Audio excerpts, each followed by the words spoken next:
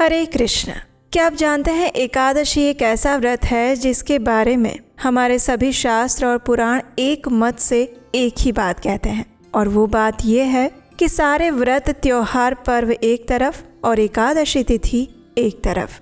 इसका सीधा सीधा अर्थ ये है कि एकादशी का व्रत सभी व्रतों में सबसे ऊपर सर्वश्रेष्ठ है, क्योंकि ये दिन भगवान श्री हरि को अत्यंत प्रिय दिवस है। भगवान श्री हरि के दिव्य शरीर से प्रकट हुई थी ये एकादशी तिथि, और इसीलिए इस दिन किया गया कोई भी आध्यात्मिक पुण्य कर्म या भगवान श्री विष्णु की सेवा, पूजा या उनका पवित्र नाम जप मनुष्य को एक ऐसी सर्वोच्च गति प्रदान करता है जिसके बारे में कभी भी किसी ने कल्पना नहीं की होती है। और ऐसी ही विजया एकादशी बस कुछ ही समय में आ रही है।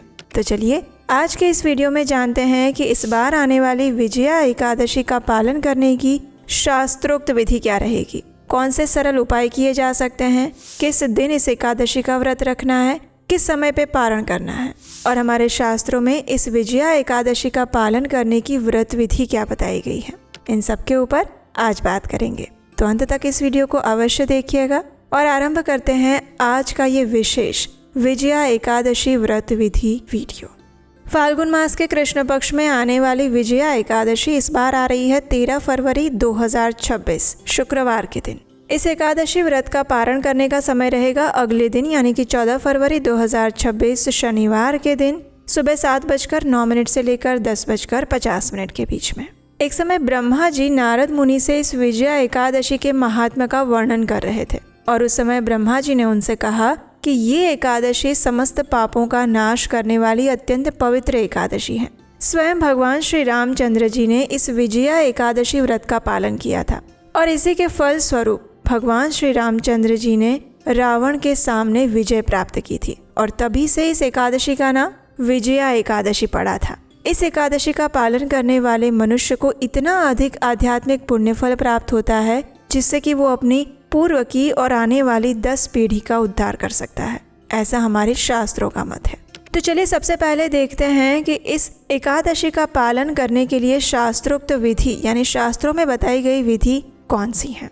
वास्तव में ऋषि बकदालभ्य ने भगवान श्री रामचंद्र जी को इस विधि के बारे में बताया था, और वो विधि इस प्रकार थी। जो भी मनुष्य इस विजया एकादशी व्रत का पालन करना चाहते हैं उन्हें दशमी के दिन सोने, चांदी, तांबे या फिर मिट्टी के एक कलश की स्थापना करनी चाहिए। उस कलश को ऊपर तक जल से भरने के बाद उसमें 5 पल्लव डालने चाहिए। उसके ऊपर भगवान नारायण के सुवर्णमय विग्रह की स्थापना करनी चाहिए। उसके बाद एकादशी के दिन प्रातः काल में स्नान करना चाहिए, कलश को पुनः स्थापित करना चाहिए, माला, चंदन, सुपारी, नारियल इत्यादि द्वारा विशेष रूप से उस कलश का पूजन करना चाहिए। कलश के ऊपर सप्त धान्य और जौ रखने चाहिए। गंध, धूप, दीप और अलग अलग प्रकार के नैवेद्य से इस कलश का पूजन करना चाहिए। कलश के सामने बैठकर उत्तम कथा वार्ता यानी कि इस विजया एकादशी का महात्म्य सुनाने वाली पौराणिक कथा का श्रवण करना चाहिए। रात्रि में वहीं पर जागरण करना चाहिए, और अखंड व्रत की सिद्धि के लिए घी का दीपक जलाना चाहिए। फिर द्वादशी के दिन सूर्योदय होने पर उस कलश को किसी जलाशय के पास जाकर उसे स्थापित करना चाहिए, उसकी विधिवत पूजा करनी चाहिए, और प्रतिमा के साथ उस कलश को वेद वेत्ता ब्राह्मण के लिए दान करना चाहिए। कलश के साथ ही और भी बड़े बड़े दान देने चाहिए। तो इस विधि का पालन करके भगवान श्री रामचंद्र जी ने विजया एकादशी व्रत पालन किया था। अब प्रश्न ये आता है कि अभी वर्तमान जीवन में भागदौड़ भरी जिंदगी में अगर कोई इन विधि का पालन नहीं कर पाता तो सरल विधि से विजया एकादशी व्रत का पालन कैसे करें। तो देखिए उसके लिए सरल नियम है, और वो भी शास्त्रोक्त है। तो सबसे पहले दशमी के दिन यानी कि एकादशी से एक दिन पहले संध्या के समय भारी भोजन ना लें। रात्रि में स्वयं को स्वच्छ करके मन और इंद्रियों को नियंत्रण में रखते हुए भगवान श्री विष्णु का स्मरण करते हुए विश्राम करें।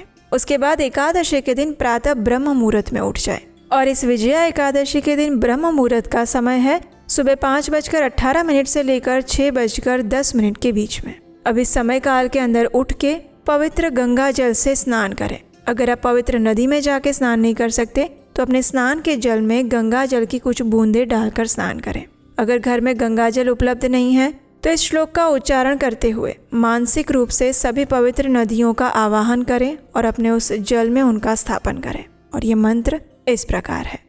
गंगे यमुने चैव गोदावरी सरस्वती नर्मदे सिंधु कावेरी जलस्मिन् सन्निधिं कुरु। इसका अर्थ है कि हम सभी पवित्र नदियों का आवाहन कर रहे हैं और उन्हें कह रहे हैं कि आप मेरे स्नान के जल में अवस्थित होइए। इस प्रकार स्नान करने के बाद शुद्ध वस्त्र धारण करें। तत्पश्चात अपने घर में पूजा के स्थान पर जाकर या मंदिर में जाकर भगवान श्री कृष्ण की मंगला आरती करें। अगर स्वयं आरती नहीं कर सकते तो उस आरती का दर्शन करें। अपने घर के आसपास जहाँ प्रातः काल में मंगला आरती होती है उस स्थान पर जाएं, और अगर वहाँ नहीं जा सकते तो कम से कम ऑनलाइन भगवान की मंगला आरती का दर्शन करना चाहिए। क्योंकि अगर एकादशी का व्रत कर रहे हैं तो सुबह सुबह भगवान के सुंदर दिव्य विग्रहों के अगर दर्शन नहीं हुए हैं तो हमारा एकादशी व्रत अधूरा रह जाएगा। इसलिए एकादशी के दिन प्रातः काल में उठकर सबसे पहला कार्य यही करें कि भगवान के सुंदर विग्रहों का दर्शन करें। अब उसके बाद भगवान के सामने दाएं हाथ में गंगा जल लें और फिर एकादशी व्रत का संकल्प लेते हुए इस मंत्र का उच्चारण करें। एकादश्याम निराहार स्थित्वाहं परेहनि भोक्ष्यामि पुंडरीकाक्ष शरणं मे भवाच्युत।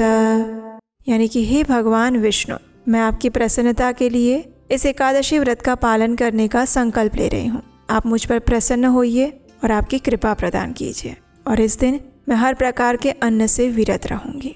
इस प्रकार संकल्प के साथ साथ अगर आप किसी और इच्छा या मनोकामना के साथ भी एकादशी व्रत कर रहे हैं तो इसी संकल्प के दौरान अपनी उस इच्छा को भगवान के सामने प्रकट कर सकते हैं और फिर उस जल को तुलसी में डाल दें। इस प्रकार एकादशी व्रत का संकल्प लेने के बाद अब तुलसी देवी की पूजा अर्चना करें, उन्हें आवश्यकता अनुसार जल प्रदान करें। एकादशी के दिन भी तुलसी महारानी को जल दिया जा सकता है। उनकी धूप, पुष्प, दीप, गंध इत्यादि द्वारा पूजा अर्चना करें। उनकी कम से कम 3 बार प्रदक्षिणा करें और फिर उन्हीं के समक्ष बैठकर हरे कृष्ण महामंत्र का जप करें। और ये मंत्र है हरे कृष्ण कृष्ण कृष्ण हरे हरे, हरे राम राम राम हरे हरे। ये अत्यंत शक्तिशाली मंत्र है। विशेषकर अगर आप अपनी भक्ति और आध्यात्मिक जीवन में आगे बढ़ना चाहते हैं और वो भी गंभीरता से, तीव्रता से, तो इस महामंत्र के अलावा कोई उपाय नहीं है और नहीं है। ये हमारे शास्त्रों का मत है। तो इसलिए एकादशी के दिन इस महामंत्र की कम से कम 8, 16 या 32 या 25 माला का जप अवश्य करना चाहिए। प्रातः काल में आप जितनी भी माला का जप कर सकते हैं उतना करें। अगर बाकी रह जाए तो दिन के दौरान भी बाकी माला का जप पूर्ण किया जा सकता है। अब तुलसी सेवा करने के बाद, हरे कृष्ण महामंत्र का जप करने के बाद संपूर्ण दिन में उपवास का पालन करें। किसी भी प्रकार के अन्न का उपयोग अपने भोजन में ना करें, जैसे कि गेहूँ, चावल, दाल इत्यादि और उससे बने हुए अनेक पदार्थ। इन सब को हम भोजन में संयुक्त नहीं करते हैं। अगर एकादशी के दिन संपूर्ण उपवास रख सकते हैं तो बहुत अच्छा है, लेकिन अगर शारीरिक रूप से अशक्त हैं, बीमार हैं, गर्भवती महिला हैं, बच्चे हैं या वृद्ध हैं, या फिर आप दवाई ले रहे हैं, तो एकादशी के उपवास में दूध, फल, ड्राई फ्रूट्स, दूध की बनी हुई चीज़ें, मिठाई या एकादशी प्रसाद लिया जा सकता है। लेकिन सबसे महत्वपूर्ण है उस संपूर्ण एकादशी के दिन अपनी चेतना को भगवान श्री कृष्ण के ऊपर केंद्रित करके रखना। और वो कैसे करेंगे? तो उसके लिए सरल विधि है, अधिक से अधिक भगवान के नाम का जप करते रहें, अधिक से अधिक भगवान की कथाओं को सुनते रहें। ये कथाएं आपको हमारे चैनल पर भी मिल जाएंगी। अधिक से अधिक भगवान के विषय में सुने और पढ़ें। भगवत गीता, श्रीमद् भागवतम जैसे ग्रंथों का अध्ययन करें। अगर संभव है तो वैष्णवों की सेवा करें, मंदिर में जाकर भगवान की सेवा करें, कीर्तन करें, उन्हीं के विषय में चर्चा करें। और इस प्रकार से आप संपूर्ण दिन के दौरान अपनी चेतना को भगवान श्री कृष्ण के ऊपर केंद्रित रख सकते हैं। संध्या के समय अपने घर में भगवान के समक्ष घी का दीपक प्रज्वलित करें, उन्हें धूप अर्पित करें, अगरबत्ती करें और तुलसी महारानी के सामने भी दीपक प्रज्वलित करें, उन्हें भी धूप अर्पित करें। अगर संभव है तो परिवार के सभी सदस्यों के साथ मिलकर संध्या आरती कीर्तन करें, भगवान के नाम का उच्चारण करें। और अगर कर सकते हैं तो रात्रि में जागरण करें, अगर नहीं कर सकते तो रात्रि में विश्राम कर सकते हैं। अगले दिन फिर से प्रातः काल में ब्रह्म मुहूर्त में उठ जाएं, दैनिक नित्य कर्मों को समाप्त करके स्नान करें, शुद्ध वस्त्र धारण करें और फिर निर्धारित पारण समय के अंदर में इस एकादशी व्रत का पारण करें। और इस बार आने वाली विजया एकादशी का पारण करने का समय रहेगा 14 फरवरी 2026 शनिवार के दिन सुबह 7:09 से लेकर 10:50 के बीच में। इसी समय के अंदर निर्धारित विधि विधान के साथ एकादशी व्रत का पारण करें। अपनी क्षमता अनुसार यथोचित दान दें। और अगर इस पारण की विस्तृत विधि जानना चाहते हैं तो आपके अपने चैनल उपदेशाष्टकम को सब्सक्राइब करके रखें, क्योंकि यहीं पर हम आपको वेदों से, शास्त्रों से ली गई प्रमाणभूत जानकारी देते हैं। अपनी कोई भी कपोल कल्पित कल्पनाओं वाली, मिलावट वाली जानकारी नहीं। इसलिए विश्वास रखें। और अगर ये वीडियो आपको उपयोगी लगा है तो इस वीडियो को लाइक करें और अधिक से अधिक लोगों को शेयर करें। और अगर पहली बार इस चैनल पर आए हैं तो आपके अपने चैनल उपदेशाष्टकम को सब्सक्राइब करके रखें, क्योंकि इस एकादशी से जुड़ी पौराणिक कथाएं भी हम इसी चैनल पर लेकर आएंगे। तो मिलते हैं बहुत जल्द ऐसे ही सुंदर पौराणिक कथाओं और व्रतों की जानकारी के साथ। हरे कृष्ण।